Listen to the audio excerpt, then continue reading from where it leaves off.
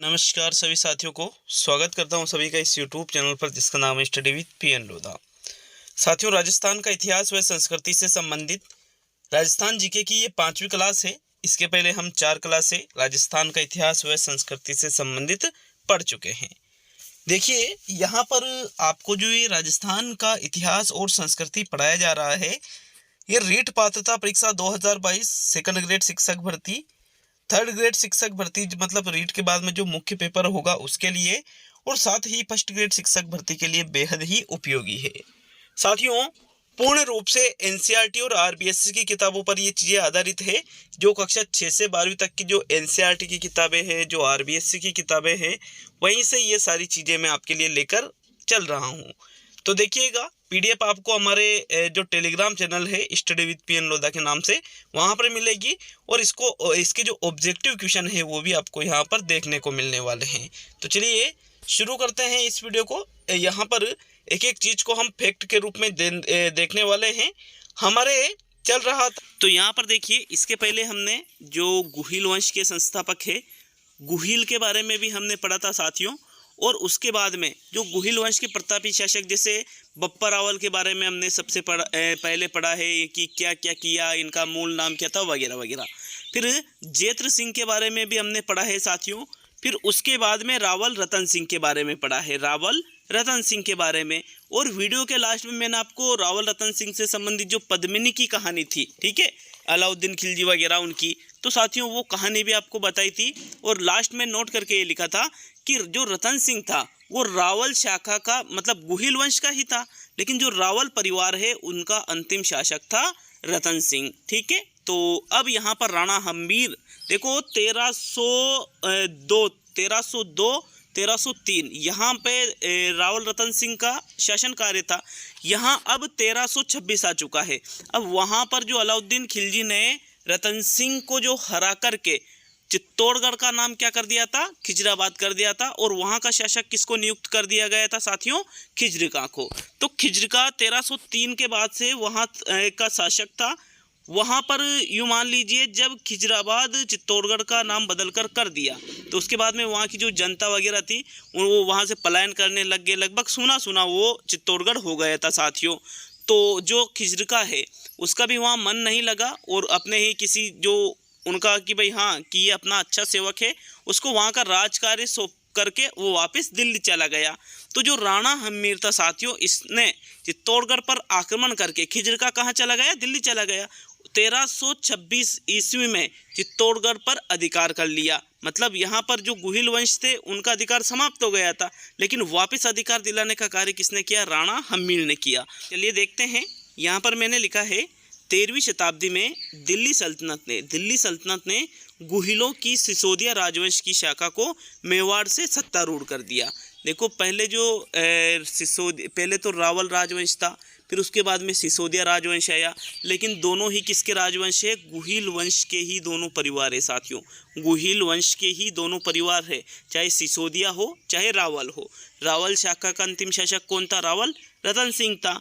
अब इसके बाद में सिसोदा ठिकाने के जो जागीरदार थे हम्मीर ने 1326 ईस्वी में चित्तौड़गढ़ पर अधिकार कर गुहिल वंश की पुनः स्थापना की। समझ रहे हो आप बात को, गुहिलों को दिल्ली वालों ने वहाँ से हटा दिया, कहाँ से, मेवाड़ से, मतलब चित्तौड़गढ़ से।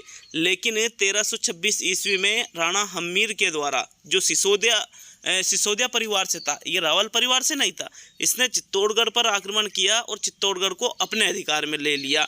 तो पुनः वहाँ पर किसका राज हुआ, गुहिल वंश का हुआ। लेकिन पहले तो रावल शाखा थी, और अब कौन सी शाखा है गुहिल वंश की, सिसोदा शाखा। अब सिसोदा शाखा है इसलिए इसको सिसोदिया वंश कहा जाने लगा। सिसोदा का जागीरदार होने के कारण हम्मीर को सिसोदिया कहा गया।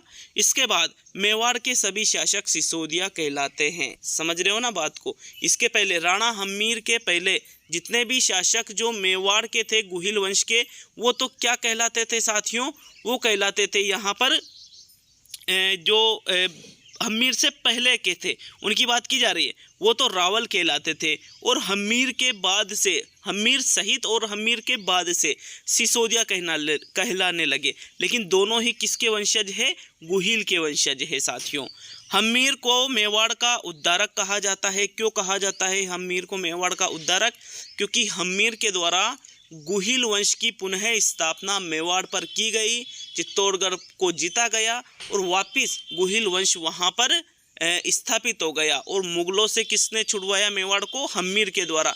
इसलिए हम्मीर को क्या कहा जाता है? मेवाड़ का उद्धारक। डायरेक्टली प्रश्न पूछा जाएगा मेवाड़ का उद्धारक किसको कहा जाता है, तो हम्मीर को कहा जाता है। अब आपको ये भी पता है कि क्यों कहा जाता है, क्योंकि 1303 में वहाँ पर अलाउद्दीन खिलजी ने आक्रमण करके खिजरिका को वहाँ पर शासन दे दिया। जो रावल रतन सिंह थे उनको हरा दिया। उनको यहाँ पर हराने के बाद में वहाँ पर किसका शासन हुआ? मुसलमानों का शासन हो गया। मुसलमानों का शासन हुआ, मुस्लिम। अब इन्होंने क्या किया? जो हम्मीर है इन्होंने वहाँ पर चढ़ाई करके और जो वहाँ पर उस समय जो कार्यवाहक शासक था उसको हरा करके दोबारा से गुहिल वंश की वहाँ पर स्थापना की साथियों। इसलिए क्या कहा जाता है हम्मीर को? मेवाड़ का उद्धारक। आगे देखिए, राणा हम्मीर को विषम घाटी पंचानन या विकट आक्रमणों में सिंह के समान की संज्ञा राणा कुंभा की कीर्ति स्तंभ प्रशस्ति में दी गई है। हालांकि राणा कुंभा का तो बाद में जन्म हुआ था, हम्मीर का जन्म तो यहाँ पर हम्मीर का जो शासन है 1326 से ही चालू हो गया और राणा कुंभा तो बहुत बाद में आया साथियों। बहुत बाद में मतलब उसकी पीढ़ियों के बाद में, 1-2 पीढ़ियों के बाद में राणा कुंभा आया। तो राणा कुंभा की जो प्रशस्ति थी, जो कीर्ति स्तंभ प्रशस्ति है, इसमें राणा हम्मीर को किसका दर्जा दिया गया? विषम घाटी पंचानन। विषम घाटी पंचानन क्यों कहा गया? क्योंकि विषम परिस्थितियों में जो विषम परिस्थितियों में शेर जिस प्रकार अपने दुश्मनों पर आक्रमण करता है, उसी प्रकार राणा हम्मीर भी अपने दुश्मनों पर आक्रमण किया करता था। जब वहाँ पर सब कुछ खो दिया था तो पुनः मेवाड़ की स्थापना किसने की? राणा हम्मीर ने की। पुनः गुहिल वंश कौन वहाँ पे राज करने लगे? किसकी वजह से? राणा हम्मीर की वजह से। साथियों, राणा हम्मीर के द्वारा एक युद्ध लड़ा गया था 1336 ईस्वी में, जिसका नाम था सिंगोली का युद्ध। डायरेक्टली आपसे पूछा जा सकता है, तो आपको ये भी याद रखना है कि राणा हम्मीर के द्वारा 1336 ईस्वी में कौन सा युद्ध लड़ा गया? तो आपका आंसर क्या होगा? सिंगोली का युद्ध। किस किस के मध्य लड़ा गया था ये युद्ध? राणा हम्मीर वर्सेज मोहम्मद बिन तुगलक। राणा हम्मीर और मोहम्मद बिन तुगलक के द्वारा ये युद्ध लड़ा गया दोनों के बीच में। और इसमें विजय किसकी हुई साथियों? राणा हम्मीर की विजय हुई और मोहम्मद बिन तुगलक को राणा हम्मीर ने बंदी बना लिया। हम्मीर ने सिंगोली के युद्ध में मोहम्मद बिन तुगलक की सेना को परास्त किया था। यह युद्ध बांसवाड़ा में हुआ था। तो यहाँ से 1-2 प्रश्न ऐसे बन सकते हैं कि सिंगोली का युद्ध कब हुआ? 1336 में। एक प्रश्न तो ये बना। दूसरा बना, सिंगोली का युद्ध किस किस के मध्य हुआ? राणा हम्मीर और मोहम्मद बिन तुगलक के। तीसरा बना, सिंगोली का युद्ध कहाँ हुआ? तो बांसवाड़ा में हुआ। ये याद रखिएगा। चित्तौड़गढ़ दुर्ग के ऊपर स्थित अन्नपूर्णा माता का मंदिर हम्मीर के द्वारा ही बनवाया गया। वर्तमान में भी है ये मंदिर, बहुत ऊपरी हिस्से पर है साथियों। जो अन्नपूर्णा माता का मंदिर है ये हम्मीर के द्वारा ही ये मंदिर बना गया है साथियों। ठीक है, तो ये राणा हम्मीर से संबंधित कुछ चीज़ें थी जो हमने पढ़ी है। बहुत ही ज़्यादा इतिहास नहीं मिलता है, बट अगर देखें तो राणा हम्मीर बहुत ही ज़्यादा महत्वपूर्ण है जो आपके मेवाड़ का जो गुहिल वंश है उसमें। क्योंकि साथियों मेवाड़ पर पुनः स्थापना गुहिल वंशों की किसके द्वारा की गई? राणा हम्मीर के द्वारा की गई, वो भी विकट परिस्थितियों में की गई। तो चलिए आगे बढ़ते हैं। हमने यहाँ पर कौन कौन से शासक पढ़े हैं अभी तक? एक तो आपको बप्पा रावल पढ़ा दिया गया, दूसरा जेत्र सिंह पढ़ाया गया साथियों, तीसरा रावल रतन सिंह पढ़ा गया और चौथा यहाँ पर हम्मीर के बारे में भी हम पढ़ चुके हैं। तो ये 4 शासक हम पढ़ चुके हैं। पिछली क्लास में हमने 3 शासक पढ़े थे और इस क्लास में क्या पढ़ा है? हम्मीर हट के बारे में पढ़ा है। नेक्स्ट बात करते हैं महाराणा लाखा की। 5वां आपके शासक है गुहिल वंश का। महाराणा लाखा का जो शासनकाल है 1382 ईस्वी से 1421 ईस्वी तक है। जो महाराणा लाखा की बात करें तो इसका कार्यकाल था 1382 से 1421 ईस्वी तक।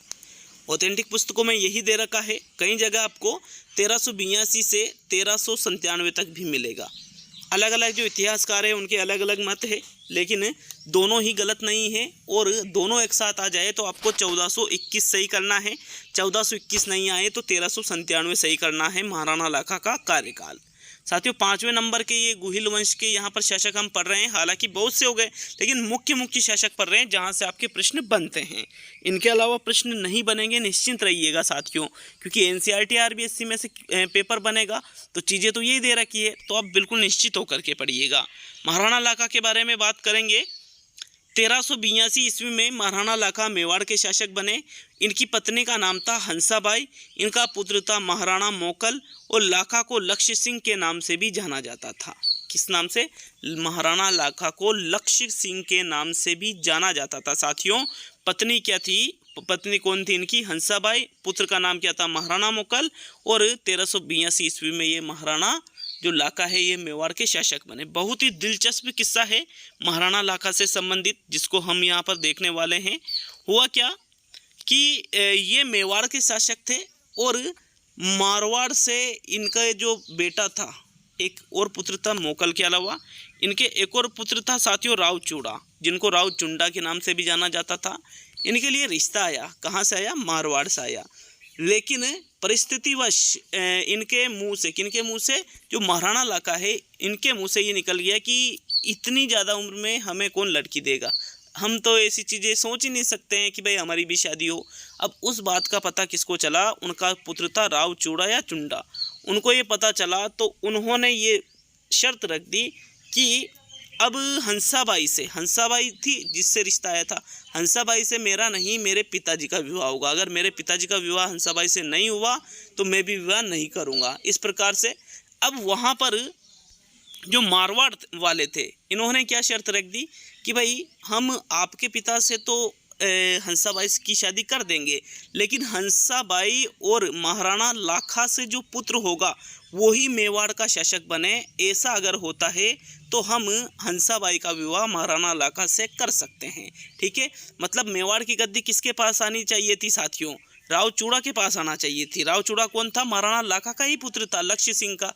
लेकिन परिस्थितिवश ऐसी चीज़ें हो चुकी थी, अब महाराणा लाखा की शादी हंसाबाई से हो गई और उनका जो पुत्र था कौन? रावचुंडा, उन्होंने बलिदान दे दिया कि हाँ बिल्कुल जो लाखा प्लस हंसाबाई से जो पुत्र पैदा होगा वही मेवाड़ का शासक बनेगा। ये भी चीज़ क्लियर हो गई साथियों। अब मारवाड़ का जो रणमल था उसकी बहन थी ये हंसाबाई, और इसका विवाह लाखा के पुत्र चुंडा के साथ होना था। मैंने अभी आपको यही बता दिया, लेकिन परिस्थितिवश ये विवाह किसके साथ हुआ? जो महाराणा लाखा थे उनके साथ हुआ। शर्त क्या रखी थी? उत्तराधिकारी के रूप में, मतलब जो मेवाड़ का जो शासक बनेगा वो कौन बनेगा? हंसाबाई का पुत्र बनेगा। जो भी हंसाबाई का पुत्र होगा साथियों, जो मतलब लाखा प्लस हंसाबाई का पुत्र होगा वही मेवाड़ का शासक बनेगा। तो जो उनका जो पुत्र था रावचूड़ा या रावचुंडा, वो वहाँ पर मेवाड़ की गद्दी पे नहीं बैठेंगे, उत्तराधिकार से उनको वंचित होना पड़ेगा। ठीक है, तो ये शर्त मान ली गई।